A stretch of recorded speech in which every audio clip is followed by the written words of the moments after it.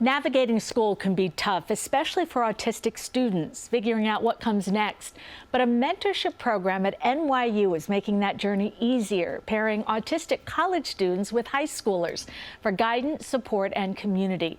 Now in its second year, the Making Mentors project is making a big impact. And joining us now are Andrew Yan, a student mentor, and Christy Patton, professor and counselor to the president at NYU. Welcome. Thank you. Good to be here.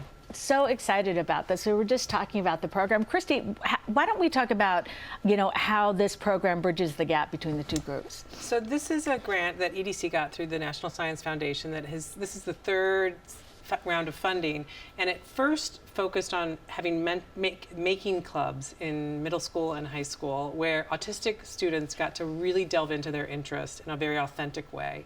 And then when we got the next round, we decided to pair our autistic students at NYU as mentors to mentor these autistic students in our high schools and middle schools that have been using these maker clubs as a vehicle to express themselves.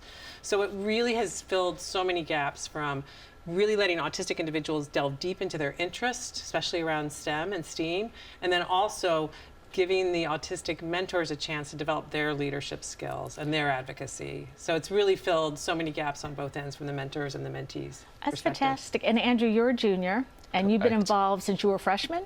Correct. So you're a mentor. What inspired you to get involved in the project?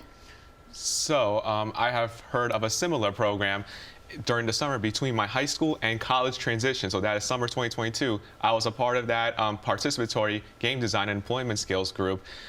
After that, I was invited to join a participatory group with another researcher, which then got me into this program so that I can continue building off my my leadership skills, my mentoring skills, and also learning more about my autistic identity, as well as helping other high school students. And what's your favorite part about being a mentor?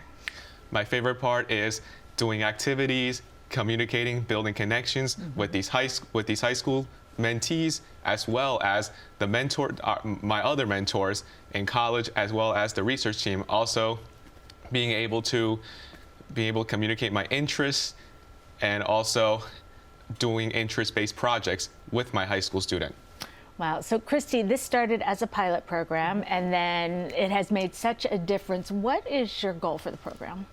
My goal would be for every college and high school in the United States, I think big, to really look at, they have such a talented autistic population in college. More and more autistic students are going into college. We know more and more autistic individuals want to pursue STEM and STEAM opportunities. So how can we begin to think about this as a natural pairing? We tend to think about, a non-autistic individual mentoring an autistic individual, but there's a gap there. There's a gap. Our research has shown that this peer-to-peer, autistic-to-autistic mentoring really helps with autistic identity, self-advocacy, leadership skills.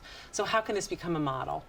No, it definitely, Andrew, we were just talking about STEAM and STEM. What are some of the challenges autistic students might have in trying to go to college to pursue these careers? So,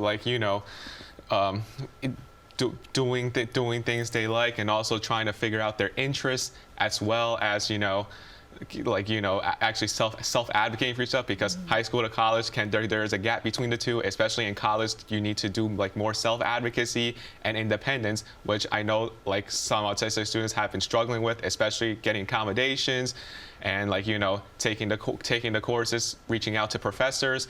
That comes a long way when there is the gap between one thing to the next. And in high school, you have these experiences already, and the teachers already know who you are. In college, you have to express yourself to the professor or anybody that you're speaking with. Well, Andrew and Christy, thank you so much for being here. It sounds like an amazing program, and thank you for all the work you do. Thank you for having us. Thank you for having us. You're welcome.